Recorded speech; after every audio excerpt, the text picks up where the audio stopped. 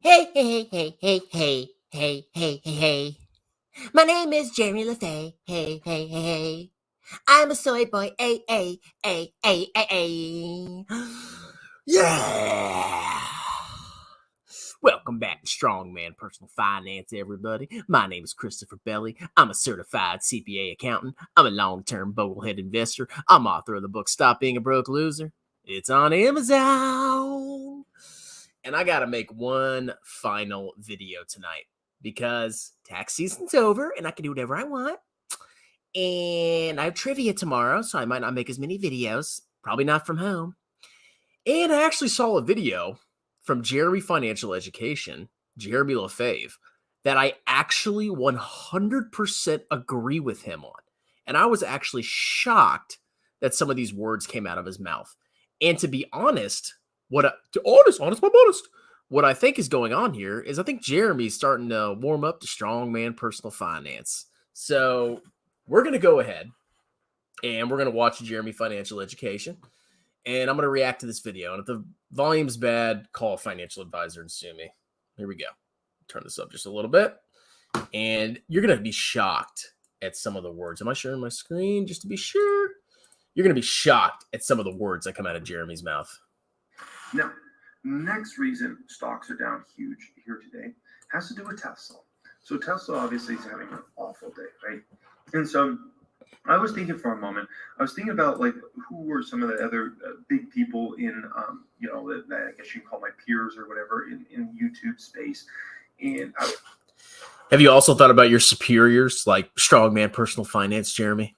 I was thinking about this a little more deeply, right? And I was thinking about like folks that get a lot of views on YouTube that are like big names also, right? Like I think about Kevin, I think about Chicken Genius Singapore, who unfortunately left the platform. And then I think about the Steven gentleman from Solving the Money Problem. All right, first of all, Jeremy, you got their names wrong. Meat Kevin is meat breath. Chicken Genius is chicken butt crack. And Stephen Mark Ryan. Oh, I use my full name. He's solving the truck stop problem. Okay, get their freaking names right. Now, I actually love some of the pictures he picked here. Like, of course, he picks the most ridiculous picture of me, Kevin. And then Stephen Ryan literally looks like a Riri. And then Chicken Genius is just Chicken Genius. I mean, he's irrelevant. He's gone. And what do all three of these gentlemen have in common?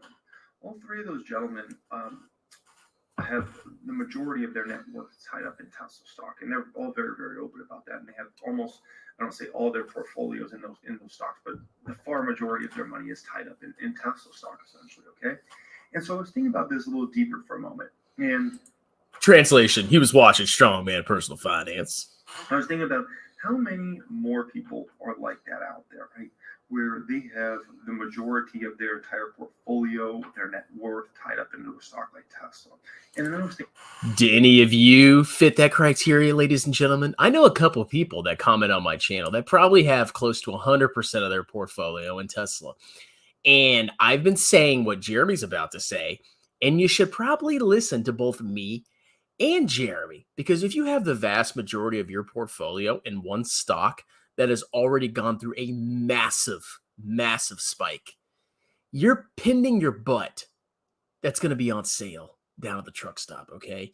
You're going to be selling your butt for 5 cents an hour, at least, okay? At minimum. I wouldn't even pay 5 cents an hour for your butt. Thinking about it a little deeper level, I was thinking about how many people, a lot of folks always take it to the next level, right? Which the next level is margining. And it's like, why just own, let's say, 1,000 Tesla shares when I could own 2,000 Tesla shares and margin out? And so exactly. I mean, obviously, Tesla is going to be a $3 trillion market cap in 5 years, and they're going to have more revenue than Apple. And it's just common sense that no matter what, this stock will go up. There was no possible way that this $1 trillion luxury automaker could possibly be overvalued. So why not just take out margin, bro? I mean, it's the future. So I was thinking about that for a moment, right? And I was thinking about how many people have the majority of their entire net worth tied up in the Tesla stock, and how many people likely margin into Tesla stock, right? And obviously, it's a situation where when Tesla stock's doing great, I mean, and you're almost all in that stock, it's phenomenal, right?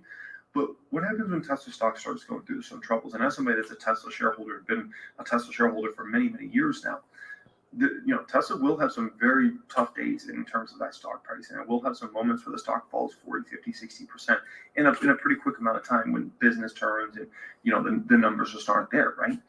And the market just goes very, very negative. Like, it's going to have some of those moments. It's not like that stock's only going to go up. It's going to have some very, very... Wow, these are incredible words of wisdom from Jeremy. I'm actually impressed with you, Jeremy. I won't be too harsh on you in this video, okay? Because he's actually saying some really, really important things. But we'll keep watching. Tough moments. And in those moments, you're going to have some people that are going to be really caught off sides and are going to be in situations where, they're going to get just absolutely obliterated in the short term, at least, right? And as long you're going to be obliterated in the long term. If you're buying Tesla on margin and they miss 1 quarter of revenues, 1 quarter, that's all it takes, ladies and gentlemen. And that stock drops 40, 50, 60% over a couple days. You're done, son. You are screwed. Your life is over. And all those gains that you've had over these years, they're gone. Poof. In a couple of days. As long as the long term for Tesla works out, things will be fine long term, but you can't deny the fact that over a 6, 12, 18, 24-month span, that stock couldn't just get hit and hit and hit and hit. And it's like, oh my gosh, does the stock ever go up again? Like, it just gets hit, right? There will actually be a point where I'll buy Tesla. I can't wait until Meet Kevin capitulates and I don't know what Chicken Genius is doing, and Stephen Mark Ryan deletes his YouTube channel. That's going to be a glorious, glorious day, ladies and gentlemen. And I'm going to go in there and I'm going to buy some Tesla stock. And oh, by the way, ladies and gentlemen, I actually did the math. I have about $4,000 invested in Tesla. I own roughly 4 shares of Tesla through VT. But guess what I'm not doing? I'm not throwing a massive part of my portfolio into Tesla. Because let's say it does 3x. Well, okay, now I got 12 grand. But if it drops 50%, okay, I lost $2,000. Risk reward there.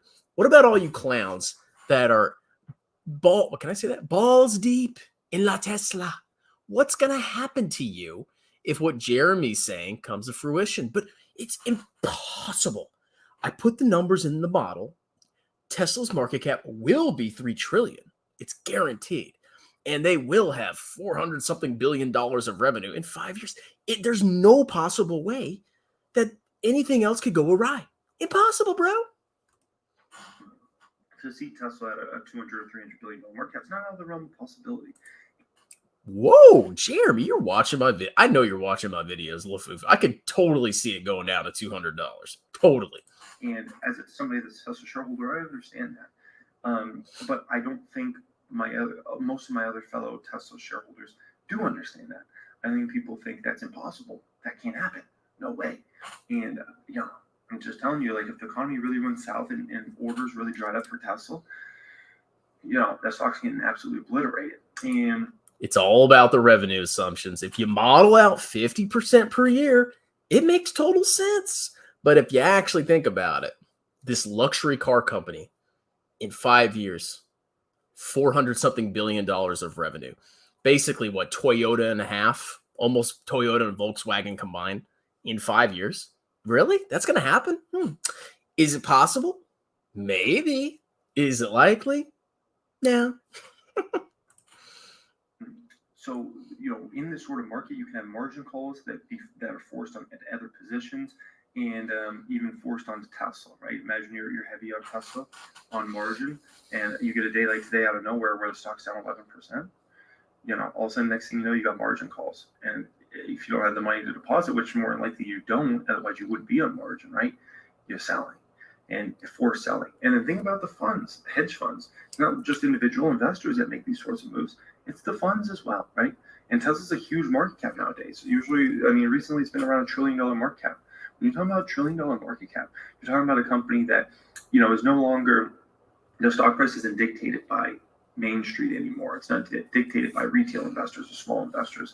Folks like I just showed you on your screen there, and folks like myself, we can't control that stock anymore. It's out of our control. Funny enough, he was blaming Meet Kevin for some of his stocks selling off. And I think he was blaming Kevin and saying that he had some kind of effect on Tesla because he sold it. Quick change of mind there, LaFufu. Wall Street controls Tesla stock now. And the thing is, Wall Street doesn't have this fanatical addiction to La Tesla. Okay. They just want to make money. And if they see revenue, they miss one quarter, they're like, okay, well, this changes all our models. They're going to sell it. They don't give a crap. They just want to make money. You think they're diehard fans of Elon Musk and his stupid little spandex robot? Dork dance. I'm a robot. Yeah. $10 trillion market cap. No, they don't care. If Wall Street wants to go on a mass sell-off of Tesla stock, there ain't no stopping that. There ain't no stopping that. And so you got to understand that's definitely part of the market. And it's just something I think everybody should consider or at least think about, because I can tell you there's a lot more than just those three gentlemen that are, have the majority or almost all their entire portfolio tied up in that one stock, right? Now, all three of these guys are very dangerous. Jeremy's also dangerous. At least he's somewhat diversified. Okay, he's got, what does he say, 20 stocks? Okay, that's better than one stock. But even then, he's a freaking moron too. But he actually said some very, very wise things there. And I actually respect him for coming out and saying that, because every other freaking YouTuber on here is just completely pumping the stock. It's going to go to 3 trillion. You can't miss out. It's the future. It's going to 10x. You have to buy it. Guys, doesn't this sound like a bubble to you? I mean, just calm down, take a deep breath, and think about it. You can't miss it. It's going to go up. It's common sense. You're going to be left out in the poorhouse. Have fun being poor.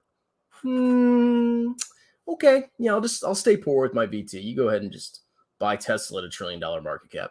But thank you, LaFufu. I actually respect that video a little bit, so I won't be too hard on you. Okay. So, what are your thoughts on that, ladies and gentlemen? Let's see, and then I'm going to bed. I put a dresser together. Freaking tired. Sweating. Thoughts on Berkshire B? Whatever. I mean, I haven't really thought about it. What about Pro the Doge? Moron. How much longer will Jeremy hold into his loss? I don't know. He'll keep buying the dip. That's his whole brand. La Tesla will be 10 trillion market cap, 10K a share by 2030. Sure. Okay. And they'll have, 10 times the revenue of Apple? Of course, bro. Literally even people in the poorest regions of the world, the people that like the lost tribes that still live in the Amazon, they're going to have Teslas too. If you want 100x, you need to be able to handle 99% drops. If something drops 99%, you are in an insanely speculative stock. That's madness, okay? But, have fun 100xing. Let's see. Yeah, I respect him for that. I can't really knock him. That's very true. Wall Street doesn't fall in love with stocks and form cults around it. Yeah, I mean, the danger is not to Wall Street. Even if Wall Street loses some money, some hedge funds lose money, okay, that's not going to change anything. But what's going to really hurt is it's going to hurt retail, because retail is the one that's piling into this stock with Wall Street, and they're buying these stocks not at $40 like LaFufu did, but $1 trillion. Think about when you're buying a share of Tesla, imagine you're paying $1 trillion for the company. Would you buy Tesla for $1 trillion right now? Is that a good return for how many cars they're selling? 1 million and change. I'm sure it's going to grow. But you compare, it's just the most common sense thing. You compare the revenue of all the automakers in the world, and you compare it to Tesla's market cap versus all the automakers. It's freaking madness. Whatever. It's going to zero. Oh, wait, if it went to zero, close to zero, I'd buy La Tesla. But there will be a time, and me and Jay have been talking about this. We're both going to buy Tesla. Probably right when me, Kevin sells, I'm going to freaking buy. Tesla's a bubble and it will pop 100%. All right, guys. Well, that's it. I'm going to bed. No more videos. Choo!